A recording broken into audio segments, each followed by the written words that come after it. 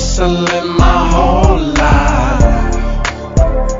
I stay hustling my whole life.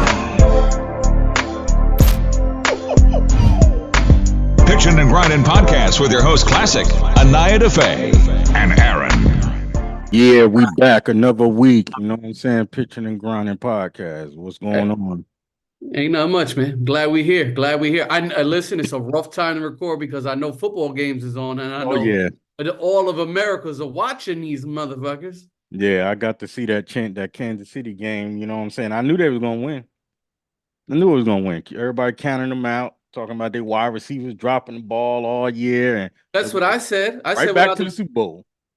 Yeah, man. That kid Mahomes is something else. I will say that. Without him, they wouldn't be what they're doing. I don't care who Andy Reid coaches. If it ain't him, it ain't that. Right back to the Super Bowl. Shit, I haven't watched the full game. I guess the only game I'm really gonna watch is the motherfucking Super Bowl. Oh, then I've been watching games all year. All year?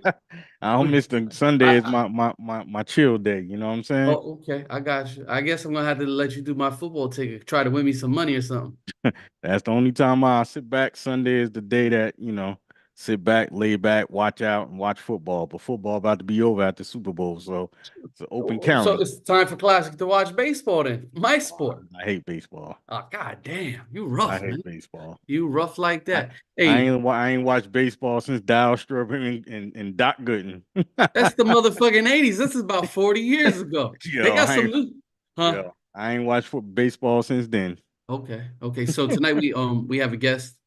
We'll get right into what he's got going on. But Stan Campbell he has a dope movement at he's originally from the Brick City, but he made a lot of his roots down in OKC, if I'm not mistaken. So I'm excited to talk about that because we have to learn how to be safe and conscientious with firearms and protecting ourselves and our family. So Tisha Campbell's brother. Okay. Yeah, try to fuck with her. She's got hands though. Yeah, she got hands, but he'll lay you out too though. He'll lay you out. Yeah, no ceasefire when it comes to her. You know what I'm saying? Yeah, he coming to get you. Yeah, he coming to get you, Stan. But So new Netflix special because I know you love Well, me too. Me and you, El Chapo, the twins. I already started watching the Griselda thing already. That's what I was getting ready to ask you. How's that? It's good so far. You know what I'm saying? She the way they did it, I don't know how true this is, but she was getting fucked, by a lot of people in Miami or whatever, trying to get started type of deal. Okay. You know what I'm saying? I don't think they would lie too much about that. So, and she started gaining a lot of power. But I think they jumping around because it's a limited series, so it's only like 6 episodes right off the back. So it ain't. I think they jumping around a lot, especially looking at the captions and how the next show is going to start and stuff. So they jumping around and trying to. It's I don't know. But do you enjoy it though? Is it good entertainment? Yeah, it's good. Because I like watching things like that, so it's good. But I think they should have made it a long series like Narcos. You know what I'm saying? Because that's how she is. Right. Well, because remember I told you to watch the one out of Colombia. Well, that one was like 20 episodes. But I started watching that. I'm almost. That was real good. You could learn Spanish watching that. Yeah, pretty much because everything is Spanish. Everything that was straight from Colombia. It was like Pablo. The guy was always fixing his hair, little fat, crumpy guy. But it was a great episode. So whoever. The only thing, like people talk about Tubi, but I like how it gives people opportunity to kind of make their bones to to start up and make feature films. So that's a good look. How does Sofia Vergara look? Oh, she looked good. Yeah, she ain't no spring chicken. I'm glad she got her opportunity. She got One thing about it is if you watch Narcos and those series like that, a lot of those actors that's in that are in this. I guess that's the next thing. Yeah, they like Spike Lee. They just use the same motherfuckers. They just recycle. Because I remember one time, motherfucker was Pablo Escobar. You go to another episode, he was the bodyguard. I said, damn, they use him for everything. Yeah, you see a lot of the same actors that was in the other joints in this one or whatever. But it's cool. Like I said, they should have made it a long series instead of it being limited. I know it's going to be more episodes than what it is, but they should have came off like how Narcos was and made it 2 or 3 seasons because that's how her life was. Right. Yeah, she definitely put a lot. Yeah. Oh, very negative woman. Very Yeah, negative no, yeah, person. Oh, yeah, not a, and she got killed in a negative way down in yeah. Colombia. At But first, she wasn't like that. You know what I'm saying? She was on some old regular stuff, and then and she didn't want to kill kids, and then one time she had somebody push the button like, "Yo, do it." She told him to do it. She regretted how the shit happened, but you know yeah, that's that's a the bad drug game. business to be in. Yeah. That's a bad business to be in. There's Oh no yeah. people play for keeps. So yeah, yeah, that's interesting. I gotta watch it. I gotta sit down and watch. I binge. I'll take a half a day, but like I ain't doing nothing, and I'll get right to it. You can watch all of them. It take you about 6 hours because they're about an hour each. You can watch the whole thing. Like I said, it's not that many Okay. Well, stuff. we're Actually, missing our Grizel, the country girl Blanco. So I met Anaya. She won't yeah, be in on this show. yeah. She'll shoot a motherfucker down. Bang. You know what I mean? You Yeah, just give her a minute. she'll pull that tool out. She'll pull it to like pow pow. She'll pull that Right tool away out. on a horse on your ass. Sleep Yeah, if you want to. for real, Sleep man. if you want to. I Pretty said, much. damn. All Stan right. is here. You want me to bring him in? Oh yeah, let's bring Stan on. Bring our guest in here a little early, but we'll bring him in. Early's good. You know what I'm saying? What up, Stan? Stan, what's going on, man? What is happening? What's My going on? I Welcome love to the it. In the Pitchin captain's Grindnin chair. podcast. What's going on? For real. Look, you see we looking at your background, your scenery in the background and stuff like Yeah. that. Go on, Fleet family. Yeah, no, I love the CCW safe logo and then Yeah. in top. That's what's up. Size medium. I got you. Yeah. You a medium? No way. Yeah, I lost some weight, man. Been getting in the gym. That's it.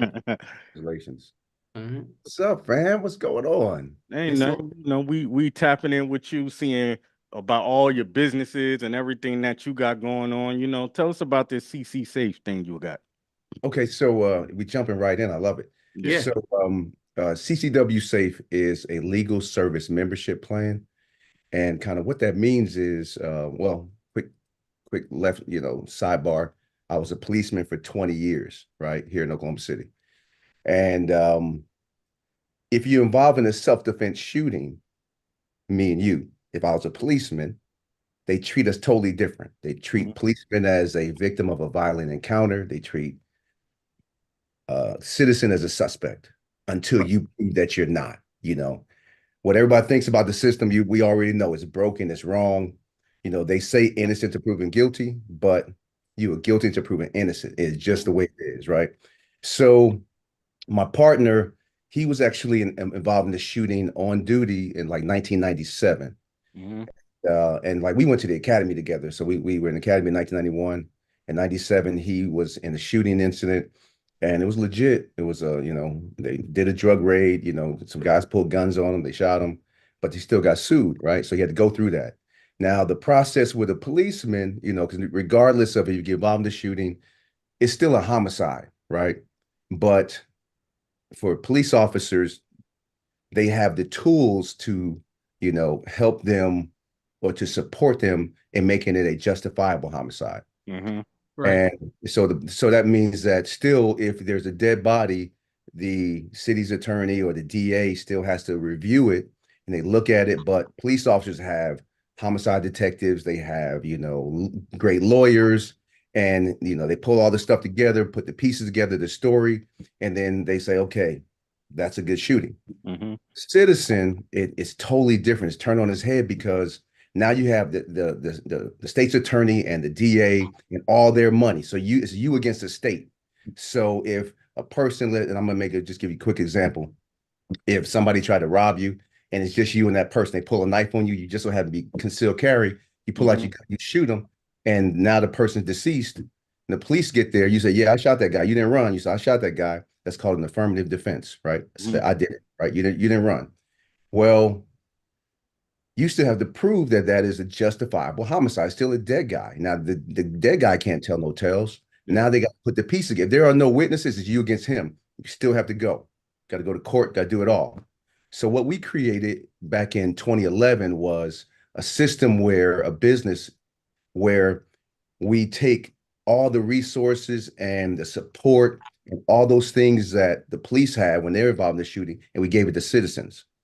So we have our own homicide detectives that work on your behalf. We have, you know, so we team up with local investigators. We find the best attorneys. We went and found like you know our so we go, of course we have general counsel, but our counsel that's over choosing the attorneys for you is actually George Zimmerman's attorney. Okay. That was by design, right? We try to find the best who can defend people in self-defense shootings, and we collect them. So we, you know, primarily we create a dream team for you. That means that we don't, you know, find ambulance chasers and stuff like that. We hire the best expert witnesses, all that for you to go against the city. And it's with our money. Mm-hmm. All you pay is just a monthly or a yearly fee up to about like $179 a year. If you're a concealed carrier, then you're part of our membership group, right? Then we've paid up to like $450,000 for one case. That means you don't pay us any money back. You paid your 179. You shoot somebody, you kill somebody. We come in with our team. We support you through everything. We pay for it. And that's pretty much it. I mean, that's really the nuts and bolts of it. Oh, wow. Right. I know some other national organizations that are, that lobby in Washington, they have a similar program like that, but they don't get the top of the top. They do get ambulance chasers. They don't do the necessary research. Their network is big, but I don't think they have fine-tuned or really look out for their client like that. Because I know you sound like you carried in, right? Of course. Okay. So you're aware of the industry.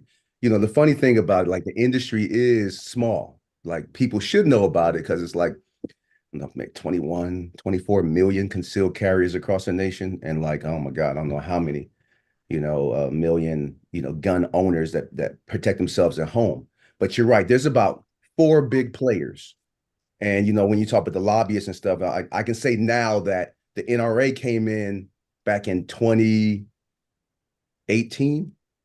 In 2018, they stepped into our arena, brought their big name, their big money, and they made a lot of money, but they didn't choose the right model. See, our model is like a police union model.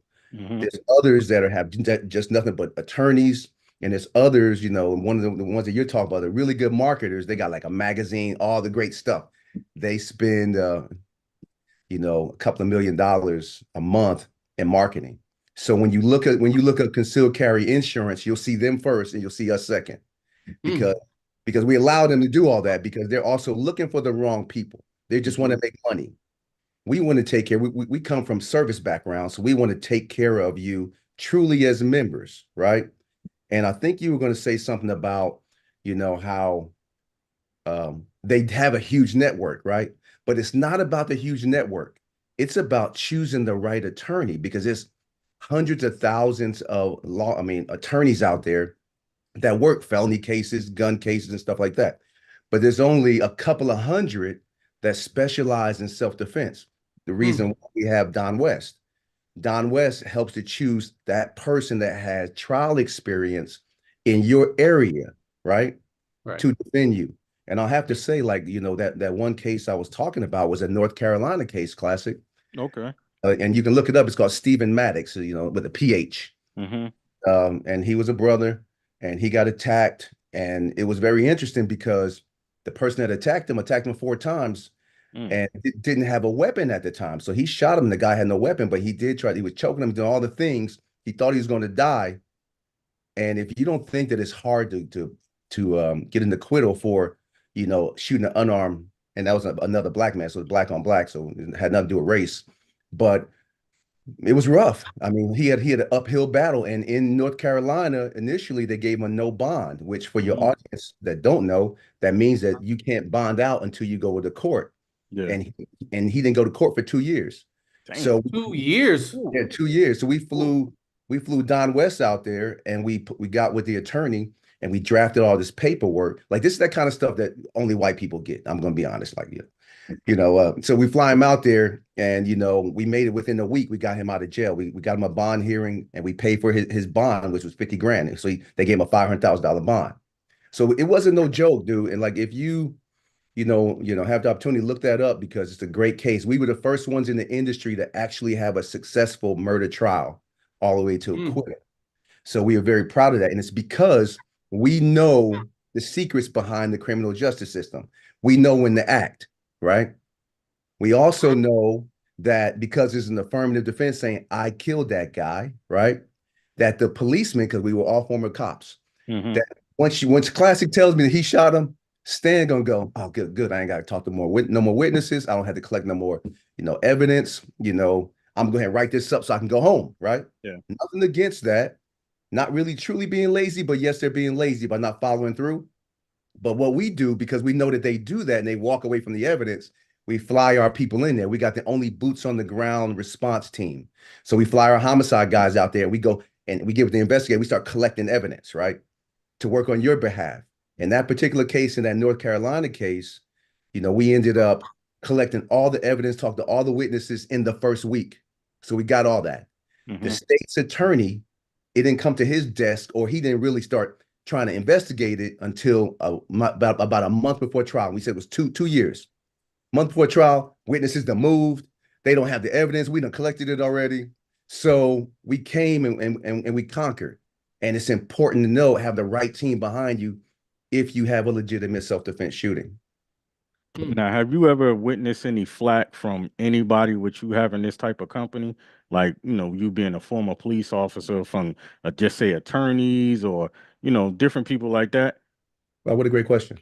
The answer would be yes, because like even law enforcement, now we cover law enforcement too. Like we cover, active retired officers, So this is for everybody, no matter who it is. For everybody, yeah. Okay. I mean, but the majority of our membership base, because it's a national product, the only place that we do not roll is our own hometown. I was going to ask you that. Listen, New Jersey is a different beast. Little political. They didn't know what we were doing, right? Yeah. So they kind of adopted that thing that, when NRA came out, the people that are against, conservatives and NRA, they attacked us, right? Which was Jersey, New York, right? New York, we do cover NYPD. We got a huge, side thing with them. We cover all of them, or those who join. And then Washington State, right? So these are the only two states that said that they did an emergency, whatever they call it, emergency order, and said, oh, no, y'all get out. And we said, well, wait a minute, because they thought we were selling insurance, right? Without being not regulated. Well, we were smart enough, because like I said, we understand how to work the back end. We are self-insured with CCW Safe. So everybody else is attached to an insurance company. Aaron, I know you know what I'm talking about. Yep. So it's attached to an insurance company. When you're attached to an insurance company, then you fall under the insurance regulators of that state. Well, we knew not to do that. We have our own. We own our own. That way we can give you guys extra things that normally other people can't, because an insurance company cannot fund a criminal act. And that's the trick, because you're being charged with the criminal act, with the crime, right? So the insurance company, who's teamed up with these other competitors of mine, like we're the only ones modeled like this. When they team up with them, they said, nope, can't cover them, because you know what insurance is about, medical, life insurance. They always try to find it out, right? And there's no difference with this right here. So the same thing happens. They try to find it out and they take it. And there's one of our competitors that I'm sure you know about, that's going, catch some flack right now about dropping one of their members. I can't name anybody, but right. But they're catching somewhere. Their insurance company said, no, we're not going to cover this event, right? But it was a legit. When I say legitimate self-defense, that means a judge has come in and said, you can push forward a self-defense claim, a claim for self. There's enough with the evidence, with the issue, with the situation, you can push forward a self-defense claim. If that's all you have, they should have covered them. Well, they didn't. So that dude had to get a public defender. And we all know what that is. Yeah. Free. Right. That's not what you need. You know what I mean? So they're catching it. And it's good for us, because we're catching all the people that are jumping ship. They're coming over here. And we also stand, like I said, if you look at our website, ccwsafe.com, we invite you to look at the other ones. You see that we are about business. We are professional. We hold ourselves to a high standard. And we really want those people that don't think about, I'd rather be judged by 12 than carried by 6. You hear that all the time. And it's like, no, we don't want you. We want those who think about what they do, who understand that it's a huge responsibility to carry a gun, and that if you take somebody's life, it is a real thing. that you carry with you until you die. No, I mean, the other thing is, let's go back to the Jersey thing. Do you think you would have became a police officer if you still lived in Newark? No. No. No, I have problems with cops in Newark too. No. Don't get it twisted. No, I understand that. Yeah. I understand that. I know. Yeah. Well, see, and I grew up in Jersey, like, and it's so funny, like, I grew up in Essex County, and for the, shout out to Jersey, Brick City, and all that. I went to Arts Highway teaching, and so I went to school, School of the Arts, but I still dealt with the same thing that everybody else dealt with in the 80s. I mean, cops, they didn't get paid enough, so that they caused us some grief, so I didn't like the police until I moved to Oklahoma. And it's just the way it is. I mean, just coming in the urban area, you deal with police, and it's not that they're not that friendly. And then, but my mom always told me, and my dad, my dad just passed in November, so rest in peace to him. So, yep. My dad and my mom always told me, it's like, if you don't like something, be part of it to try to create change. Now, you can't always do it, but you can do your part. And if enough of us do it to try to change things, then that's what's going to happen. We will create change. It might take a while, but we're going to create change. Another sidebar, you guys know that I also have de-escalation programs in place. Right. With de-escalating officer patrol encounters, also known as DOPE. You guys support me when I do my stuff. That's where I teach policemen how to de-escalate, citizens how to de-escalate, so that they shoot each other less, so there's less use of force. I have IDDSafe.com. ID Safe is for those with intellectual disabilities. I show them because it's 20% of the shootings involve people like that with autism and such. My nephew has autism. I make that push, and that's successful as well. I teamed up with Special Olympics. I do things over here locally. Like, I really am out here doing my thing. Like, half the time when people are watching, the playoff games and stuff like that, Stan Campbell is working. I'll catch the highlights later. Right. Yeah. It was the only way that I was able to go from welfare to wealth, by truly grinding, just to, shout out, what you guys do, truly grinding. And, I got a chance to watch your documentary as well recently. And, I love hearing the backstory, because, like, we all come from the same place, So, I was on, Broad and Market at 12 years old, selling dollar pantyhose and earrings, right? Mm-hmm. So I've been working since 12, and I never stopped. And I'm not going to stop. I say that in about 7 years, I might try to chill a little bit, but not until I build my empire. Yeah. We're here to talk about business, and like, I have 10 businesses right now. Either between my partners with CCW Safe or stuff on the side that I do with the family. Like, I grind, and we always looking for stuff. Because everybody that's even listening, you have great ideas. You just have to figure out, how do I find the money to pull this off, right? Because if you find a void, you need to take advantage of it. If you have a great idea, move on your idea, right? You find the void, say, okay, this is not covered, or I could do this better. Figure out who has money. How do you go and get the money? I believe that most of your audience is African-American. One of the problems that we have coming up like us, our parents don't teach us when we walk into a bank not to go to the teller, to go to the president of the organization, right? We spend too much time at the counter, right? Instead at the desk. We have to figure out how to get money to make our ideas, to get the business loans, to do those things, because it's still, let's be real, because of our camouflage, you gotta know how to talk to get yourself over there. So learn how to do that. I love the Bible. It's good to know the Bible, but if you don't learn the tax code, you a fool. Because that's why, Donald Trump and a lot of the others don't pay no taxes. Have to figure all this out, because, when you push against the system enough, it's like, okay, we can only cry so much and ring the bell. That's unfair. Well, figure out why the people that have made the rules to the game are winning, and figure out the rules and win. Then show your kids how to win, right? Well, see, we'll go back a little bit to the dope movement. Part of learning how to de-escalate or communicate is to know when to talk and how to talk, right? Absolutely, yes. So we're definitely gonna have to know how to talk to people that we encounter, and how we're gonna talk when we get in the bank. No, absolutely. And and it's all that. because everybody, preconceived, ideas about who you are by the way that you got to have the look, you got to know how to, talk the game, you got to do all those things. And I tell you what, it's a thin line between hustle and business, right? So if you are a hustler, if you know that, I know plenty of people that went from dealing drugs to like really starting legitimate businesses, right?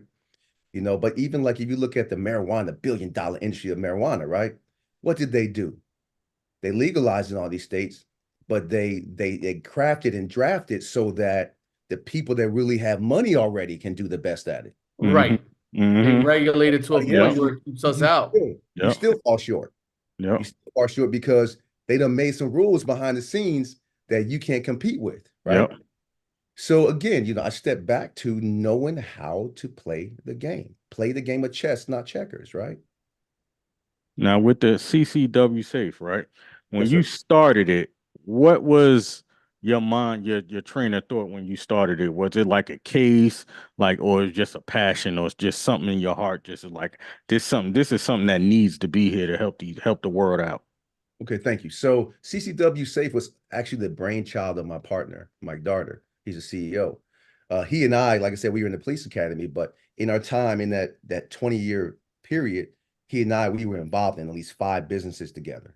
T-shirt business. We did all the screen printing. We did a website business because we both former artists. We did everything. So these little small businesses on the side while you still grinding as an officer and packing in all those hours at work, blue collars.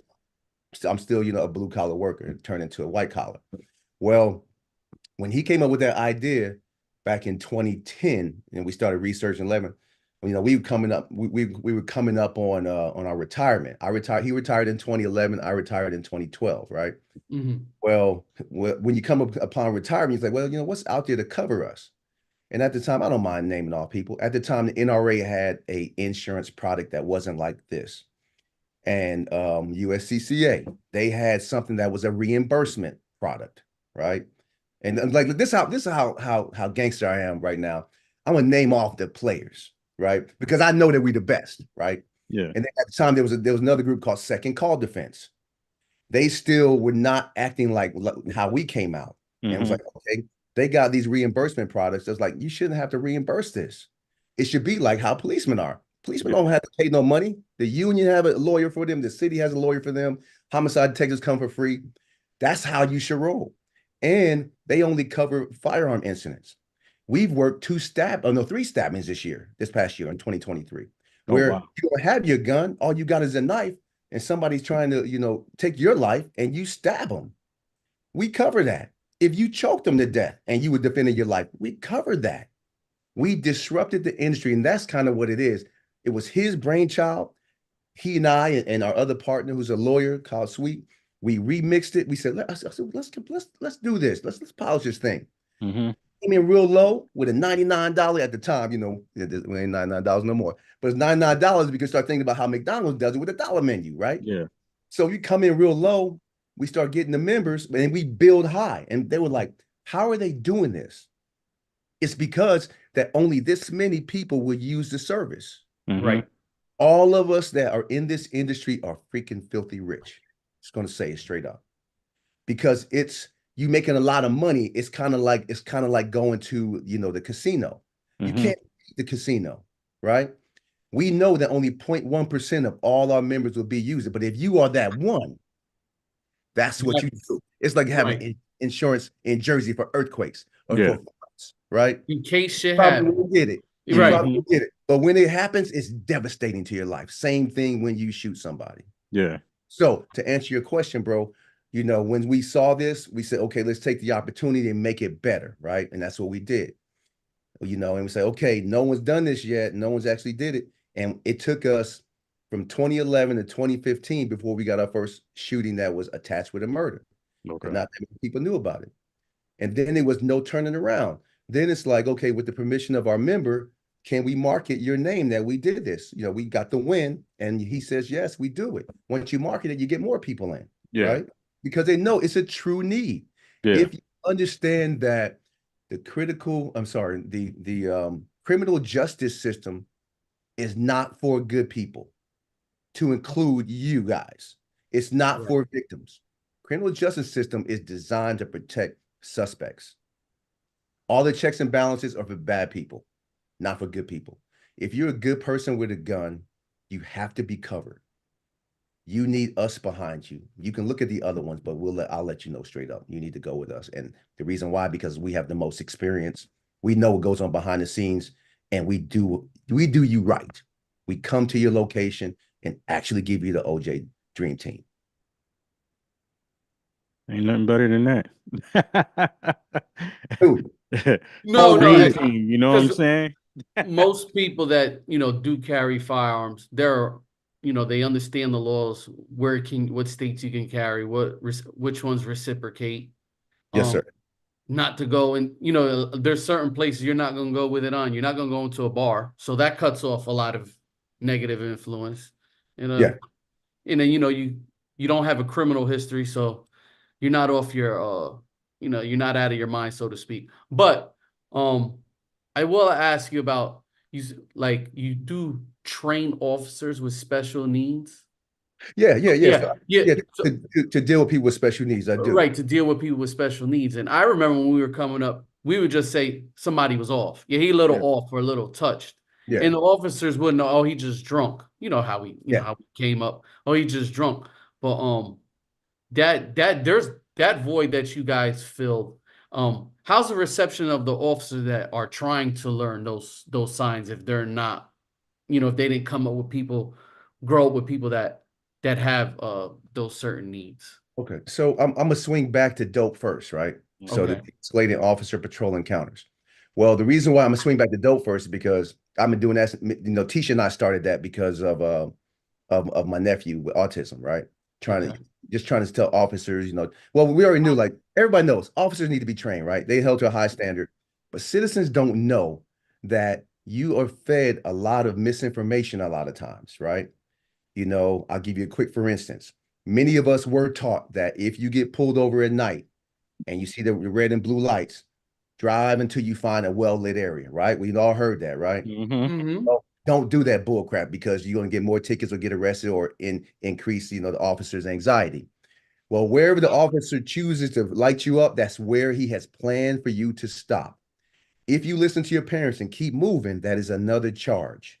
Oh, wow. If you find that place, they're going to call that a slow pursuit, right? Most people don't even know that type of stuff. A slow pursuit. A slow pursuit. I have never heard that before. You are failing to stop like you're supposed to. So they're going to say, he's not stopping, he's still going. Now, does that mean it's truly a pursuit? No, it's not, right? But the law is aligned with the people with the guns and the badges, right? You have to learn what that is. Another, for instance, a lot of us are taught, because this is all challenges and stuff. You challenge officers. Don't challenge if you have the right information.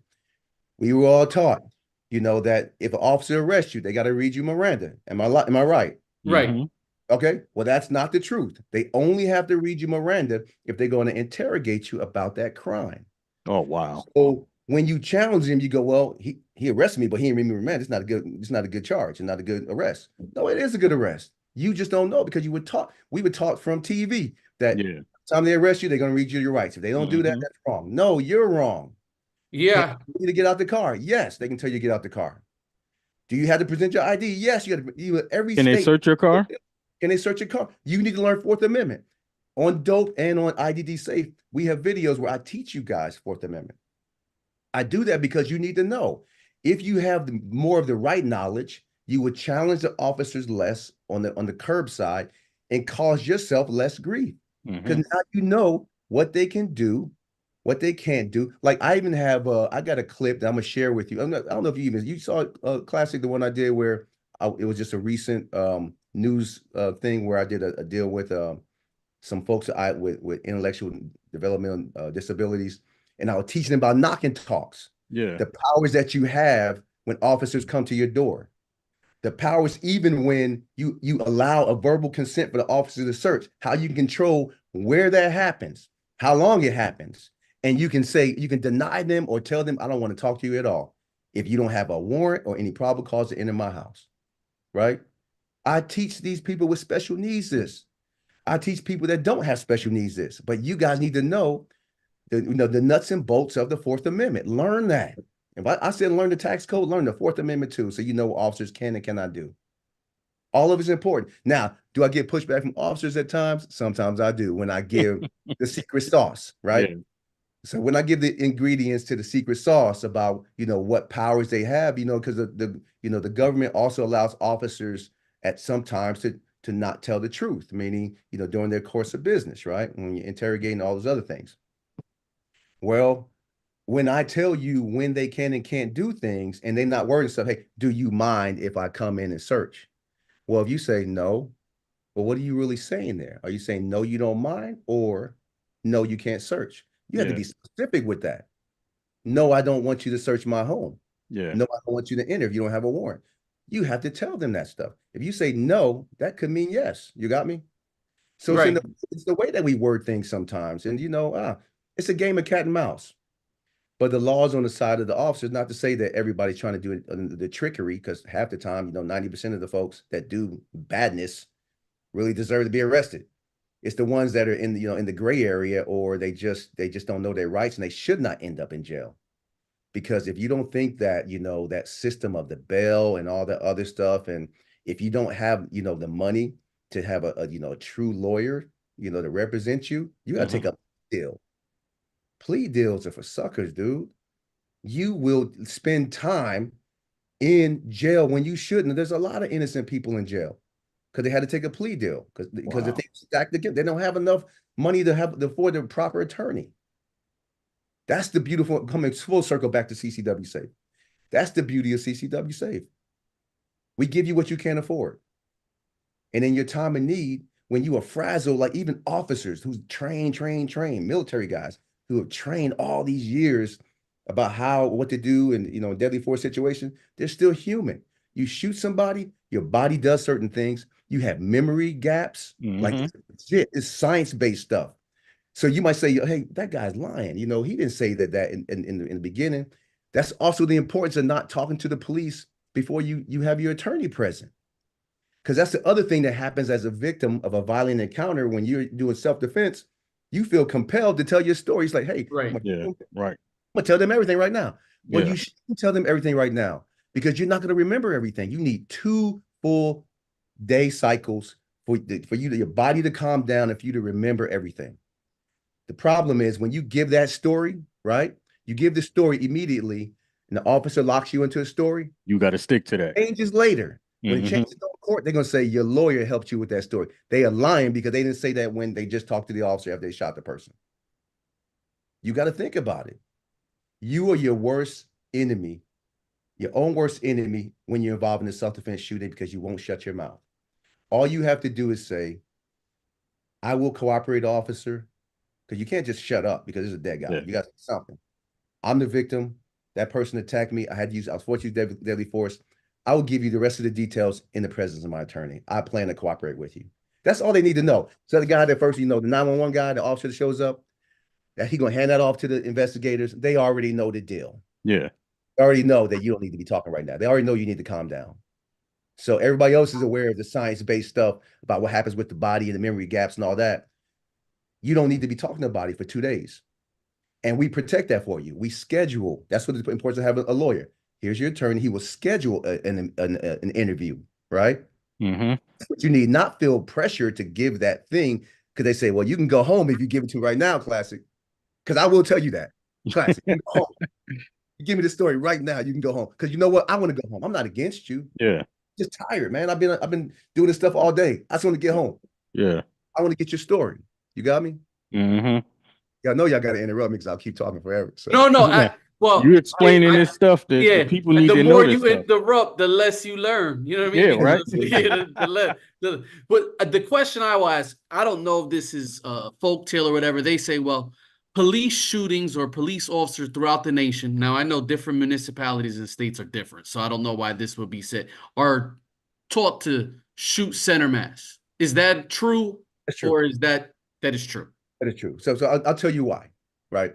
So if police officers, because I was never a firearms trainer, I trained, use of force, self-defense, de-escalation, escalation. So, they're taught to shoot center mass because center of the body is really about stopping the threat, right? I'm going to tell you right now, most police officers, and I'm going to be real with you, they can't shoot good. They can't shoot. I was in SWAT. The SWAT officers, shout out to them because they train. They shoot very well, but they use less force. The better you're trained, the less force you use. And that's everything, right? And I'm being real with you because as a trainer, national trainer, I'm not just an Oklahoma City trainer, I'm a national trainer. Well, you shoot center mass to try to stop the threat. That means you will miss less. Does that make sense? Yes. Yeah. Try to shoot. Now, if we were taught just to kill people, because most likely, because we're not shooting flowers, right? It's actually bullets. It's going to enter your body. Things are going to happen. It's going to disrupt some of your organs. It's going to cause all kinds of trauma inside your body when you shoot someone. But you miss less if you shoot center mass. That's what that is. It has nothing to do, not trying to shoot your heart. They're trying to shoot you somewhere in the center of your body, right? If we were taught like in, two to the head, one to the body, like military, they're trying to kill people, but for reason, right? For a reason, because you got to stop, multiple threats and you don't have a lot of time. So that's really the deal with that. It's nothing more than that. I know more citizens, civilians across the nation that can outshoot officers all day long, even SWAT guys. Officers can't shoot good. They really want them just go ahead and concentrate right in the middle so they don't miss. That's the bottom line. Has nothing to do with race, nothing to do with anything else, only not to miss. Now I know Dope has a mobile app, and I have it, and it does like some some crazy things. You know what I'm saying? Do a lot of things. Tell us about the app, the mobile app. So funny you say that. In 2020, when was that? 2020, I came out with the Dope app, right? That was the police encounter app. I just did a pivot to the IDD Safe app, and I'm gonna tell you why I did, because I was entering my talk about why I went from Dope to IDD, but I'm gonna put all this together right now. So I had more trouble, and here's the deal with police encounters. Something can happen. Where are you guys right now? Are y'all in? Where are you located? We're in Charlotte. Charlotte. Okay. We're in Charlotte. You in Charlotte, North Carolina. I can be in Oklahoma as a policeman, and you get a shooting in Charlotte, and all of a sudden, all the people in Oklahoma City hate me because of your shooting in Charlotte, right? Because the officers shot somebody there, or LA, or wherever. It doesn't matter. No matter what my relationship with the citizens, they hate me because they hate the uniform. They hate what it represents. So people have been trying to bridge the gap of the relationship between citizens and police since the early 90s. And they've been doing that with baby dolls, barbecues, and basketball. And then since the internet, dance-offs, right? I never took part in any of that stuff. Not that I didn't want to. It wasn't my deal. I was doing undercover work. But what I decided to do when I came out with the de-escalation program, said, you know what? We're doing this all wrong. Because you can go ahead and play basketball with a bunch of officers. And then when you're done, you walk up the street and get shot by some different officers, right? So it doesn't matter about the relationship. What matters about the knowledge and of de-escalating, right? What you should do, and understanding that it's not just the officer's duty to do so, because we're talking about human conflict. Yeah. And with human conflict, if one person de-escalates, meaning let's say the officer does, and then you don't, you still on high, you on blast, and you still pushing forward, that's not de-escalation. Yeah. And what happens is, as a national trainer, let me tell you about training too. I'm talking physical training. In my 15 years of teaching Oklahoma City Police and some of the others too, the longer I go, the older we get, the younger the officers come in. So like these millennials, I don't trust them. These Gen Z officers, I really don't trust them because they never fought anybody. Yeah. Right? So you don't have to be worried about what you see as the officer that you believe is Hitler, right? You need to be worried about Barney Fife, that dude that's shaking with the book. That dude's going to shoot you so much faster. So a scared officer is the one you should fear, not the one that, you can feels that he's salty and that he can handle the business. The scared one. So the problem with that, their training is not equal across the nation. It's just not. The major departments, LAPD, and really NYPD, they got a lot of money behind them, major.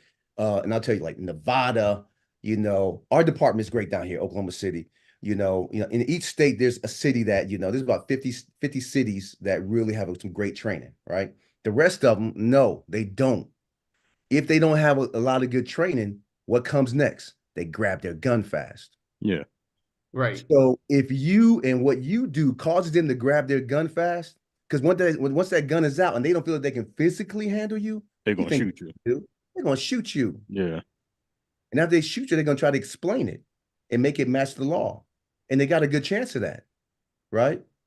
And I'm not saying because a lot of people they want to talk about race all the time and say they it's a war against us.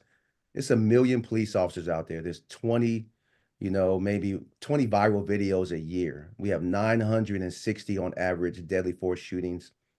80%, I study these. 80% of them are straight legit, aligned with law. 10% or so are in the gray area. Another 5% are accidents. And then down there on the low end are officers with bad intent, right? Same thing when we deal with citizens. 90% of the citizens are great. Even if you like police or not, you're not trying to hurt nobody. You got then you got some bangers that act a fool, then you got people that really go out and start targeting officers. So on the opposite end, we're not talking about those people. We can control the ones that are in the gray area and those who are just trying to get through life, right?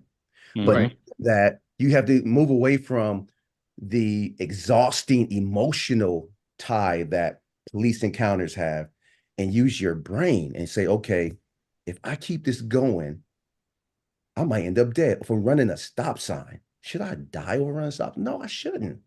So sometimes you got to treat officers like a rattlesnake and freeze. Yeah. I'll move forward. Hey, Stan, is this true though, real quick? I've always heard, even coming up, my pops would tell me, say, listen, you mouth off, the police can actually hold you 24 hours without any. They can keep you. No, that's not true. I mean, your dad said that probably back in the 70s they did that.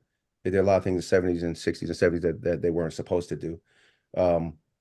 Because it's not really true that they can just keep you for just mouthing off. You got coverage by the Constitution, Yeah. Say what you want, but understand that the First Amendment comes with consequences. So if you run into somebody, like I said, you run to 90% of the officers, they just say, oh God, just another one of them. But you run of ill intent, or you might have some problems because it might be a couple of them. And let's take, let's move away from race. Look at the five brothers in is that Memphis, right? The Memphis Five. Yep. I had a unit like that in Oklahoma City. I was really careful about who I chose to work in there because I need them to do right under the cloak of darkness. Like when I'm not looking, they need to be doing right. Yeah. Right? So I had to choose the right guys. If you don't choose the right guys, regardless of color, don't matter because let's get more black officers. That don't matter if you don't choose them by the character. They got to have good character. Yeah. So if you got 5 brothers that were rolling around like a wolf pack, if you have officers that cling to each other and that wolf packet, dude, you don't want to mouth off to them because they will protect each other. They will say, whose turn is it to say that they saw him drop the drugs? Yeah. Yes, that's real. That's real. That's real. Majority of them won't do that. But if you get the wrong ones to go together, absolutely. Can they hold you for 24 hours? They can figure it out. Oh, I know officers that arrested some dude. We used to chase this dude all the time. I can't name the name, but we probably arrested him 200 something times around here. Damn. Yeah, but this is one guy. And they used to arrest him for public drunk. And the dude didn't drink. And he didn't drink. He didn't drink? They would pop a beer and pour it on him, so he smelled like alcohol. Oh, wow. They take him somewhere where he didn't have to get a test, right? Because I'm not talking about driving, I'm talking on foot. Yeah. So they're not give him a DUI test, right? And they would arrest him. Wow. The dude was an idiot, but he saw his part as the game. But like I said, stuff can happen. We know that. But like I said, it's this amount of time. But you don't want to be the one, right? I've been pulled over 10 times. Sometimes, I'm not in the mood for it. And the officers I start speaking their language. They know that, okay, yeah, he knows what, or, like, I don't let nobody talk to me crazy. Yeah. But sometimes I might have to go, hold on. Let me just contact the supervisor. And that's what I tell people, right? Sometimes you just need to look at their badge number, look at their name, make a mental note, let them do what they do. Even if somebody like puts handcuffs on you, doesn't always mean you're arrested either. Sometimes you're detained. But if they make a false arrest, then go ahead and handle that later. Make a complaint, a formal complaint. And I was teaching them that on that app too, Classic. I'm gonna tell you that. Walked away from that, but I was teaching it. I still will do. I'll do it later on IDD so that you guys can have it. But learn how to make a formal complaint versus trying to do curbside court. right? Don't run your mouth on the side of the road. Ask for a supervisor. Don't get into it, an officer, because we're talking about ego stuff at the end of the day. Yeah. It's my ego against yours. It's us verbal until somebody gets tired of it. Sometimes the officer, he puts a hand on you and you snatch away, right? Now, what is that? To you, he's grabbing you and he shouldn't. To him, you resisting. Mm-hmm. So now this is all perceived differently on both sides. And then I go grab you again and you struggling. Now we wrestling. But again, you don't know who you're dealing with. Now I done grabbed a hold of a citizen that got some skills. Yeah. Wrestling around, you make a mistake, you grab my gun. You grab my gun. She said, boom. Now you're dead. Right? Why? Because you should have filed a formal complaint. Yeah. Escalating the thing yourself. That's important. Back on the app real quick before we forget about answering your question. Now the app itself, man, I don't mind telling my business. I spent $100,000 putting this app together, right? It was expensive. The reason why it was expensive because in my own money, not CCW money, my own money, because I cared about the citizens, right? So I put this thing together because I wanted to have GPS, right? So yeah, you can hit it, your family will know where you've been pulled over. I have all these, teaching videos and stuff like that. I taught you right there. It was on the app. You can file a formal complaint and send it in to the police department. I did all those things, make it nice. It didn't take. People were like, they didn't take advantage of it. And I'm like, man, I'm spending 10 grand a month keeping this thing going. I said, this is bleeding me. I said, I got to pull out of this. So I said, okay, let me go do a pivot. And also when we get the shootings, then they walk away from me. I'm like, what? Walking away. It's like, they think that, I'm on the bad side because I'm a former officer. So they don't want to listen. I'm like, oh God, you're messing it up.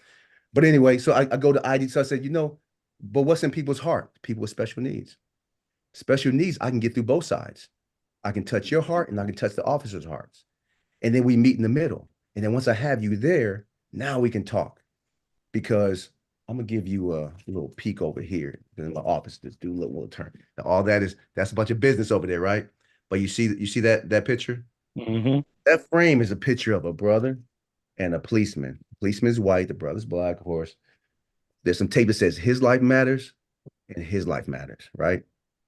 We have to change the narrative because right here, when we drop our flag and say Black Lives Matter, and nothing against the organization, do not attack me, don't try to cancel me, right? No, they just might Blue steal Lives your Matter. money. Same That's thing. all. Yeah. Listen, I'm not gonna get in that debate. Yeah, I got it. All I'm saying is that when you say Stan matters, Aaron matters only, Classic matters only, your life matters. If you don't opposite that, throw and say, Stan, lives matter, and I say the same thing to you, we cannot have solutions because I'm being selfish. I'm thinking just about me. So when I teach this, I talk about toe tags mattering because we are dying on both sides. And that's what this is about. Communication, solutions, understanding, and being human, man. That's what this is about. When you first started your career as a young officer, was this always your mindset or did it become that after years? No, I came in 91. This is post Rodney King. Mm-hmm. I graduated, the riots occurred already when the officers got acquitted, right? Mm-hmm. And of course, Rodney King, first viral video for you young ones that don't know nothing. First viral videotape, not, internet video. Yeah.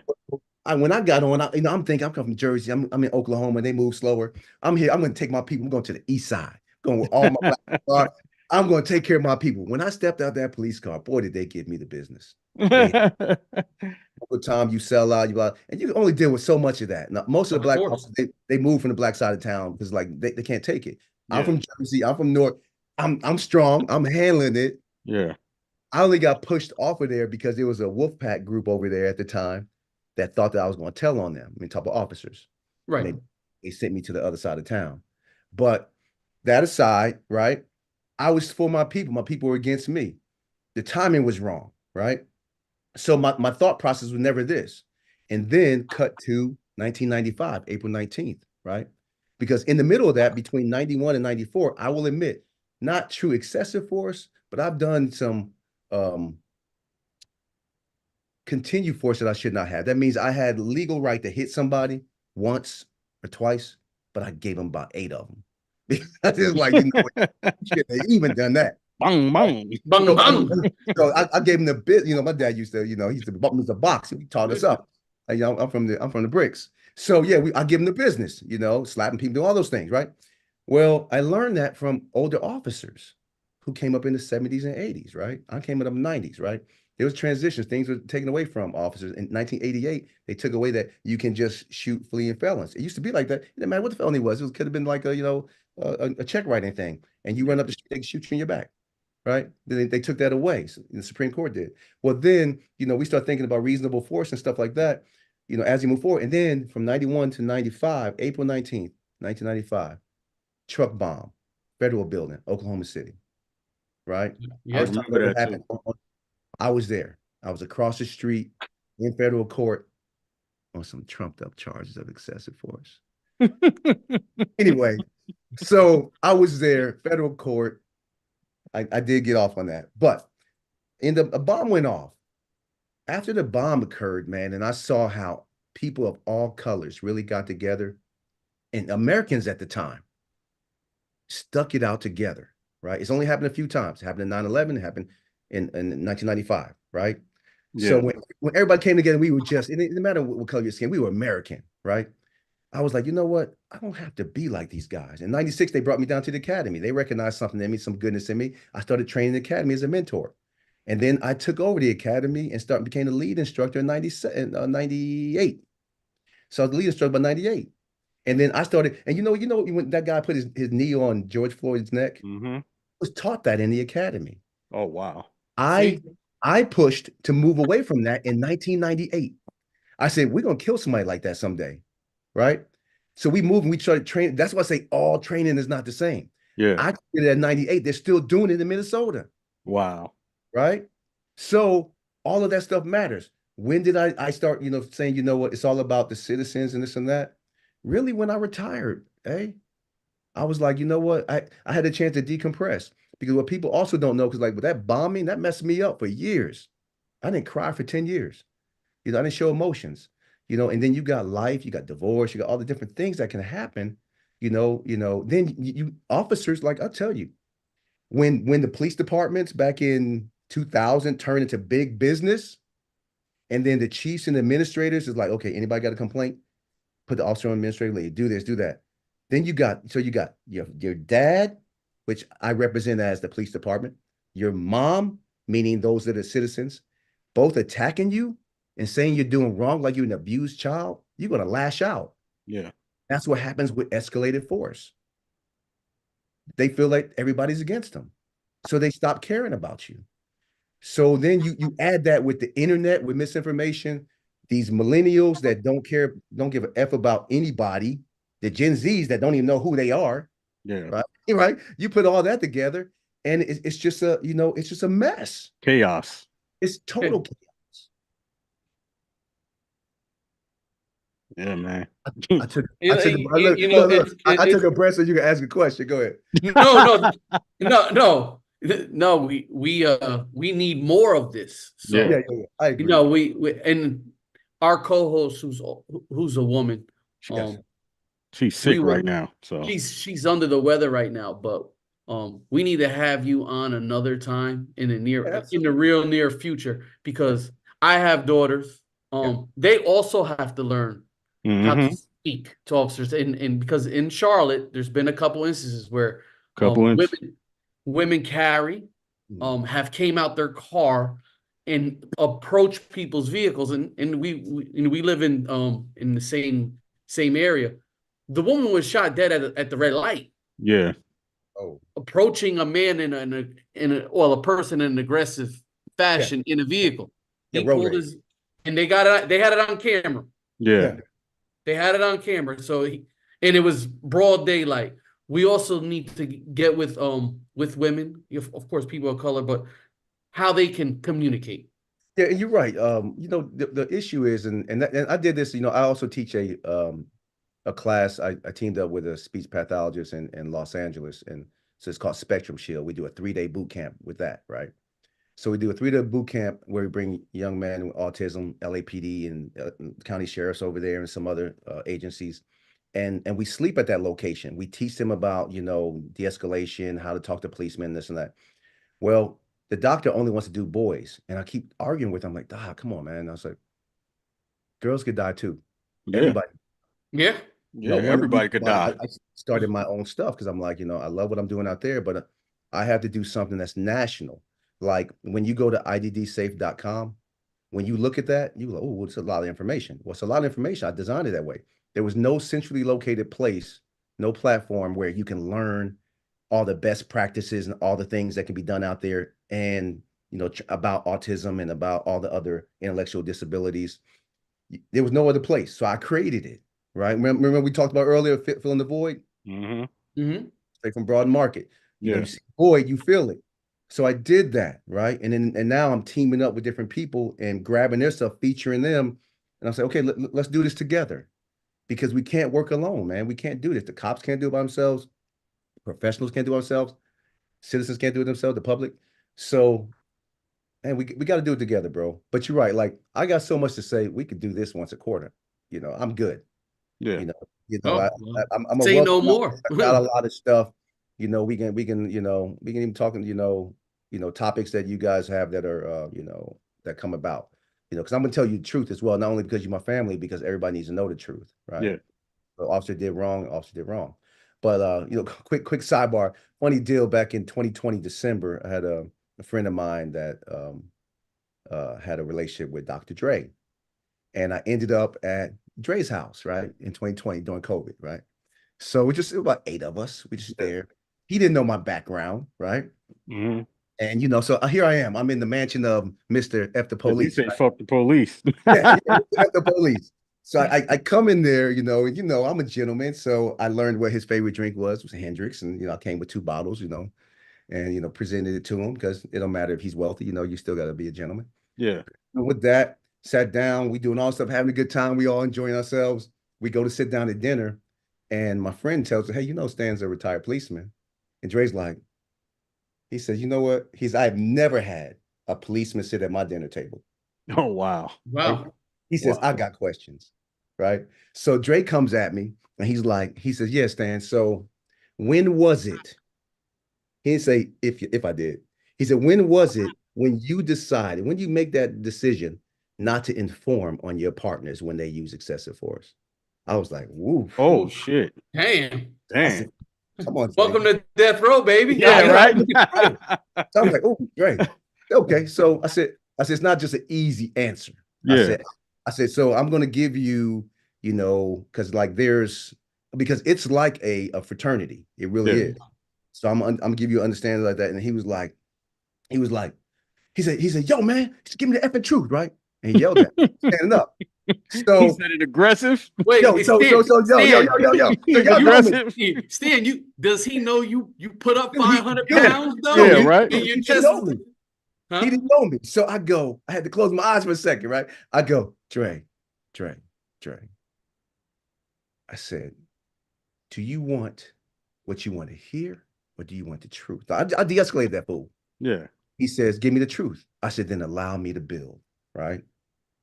So I started telling him, and I started giving him an understanding. So I gave him the story about, me and my academy mate, this dude out of the academy, we riding together, first year on, right? 2 rookies. I'm 21 years old, 160 pounds and fast as a mother, right?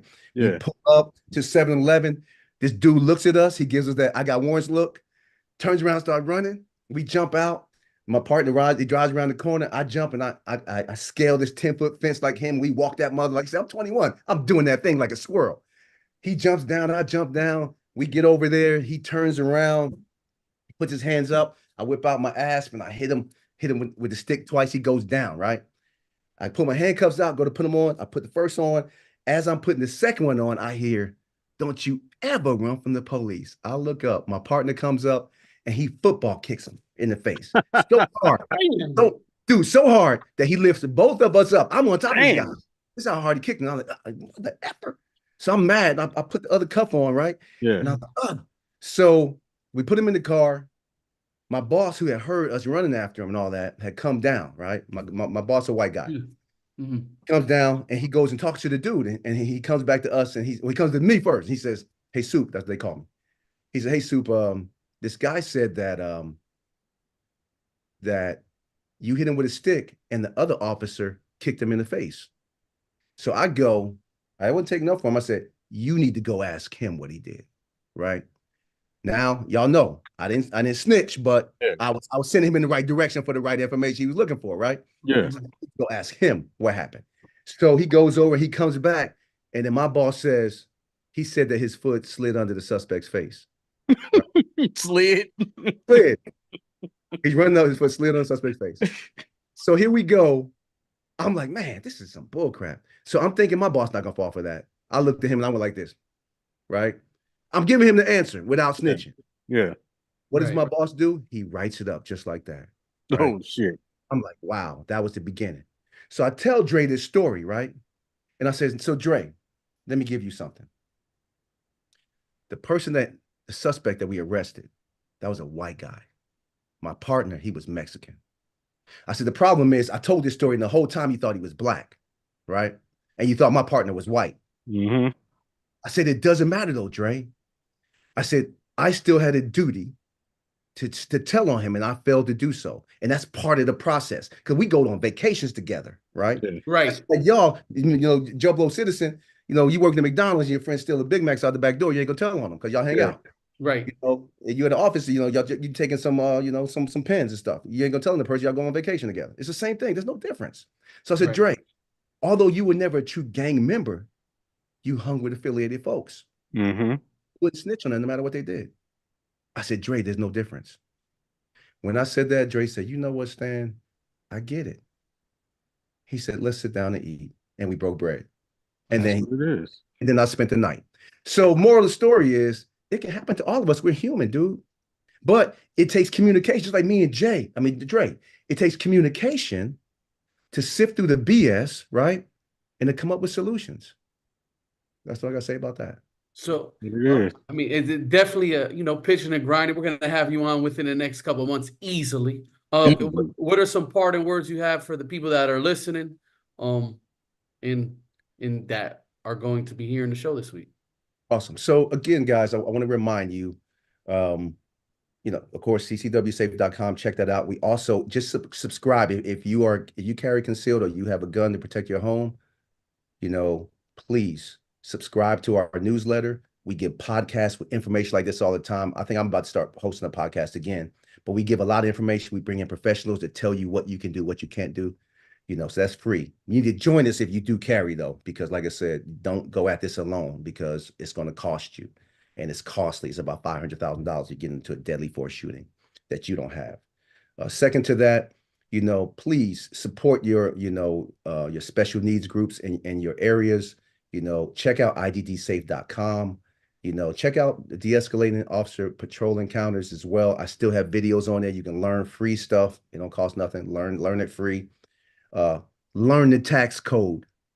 Learn about how to, become successful, man, to really be grinding. That stuff's important. And the last thing I have to say is think about others as well. Be understanding, dude. Have empathy, take care of one another, and peace. We appreciate you coming on the Pitchin and Grindnin podcast, Stan. We definitely got to bring you back. Yeah, I'm here for you, bro. All right, man. Much love. We'll talk to you soon. All right, love, kid. All right. Sweet love. I'm out. All right.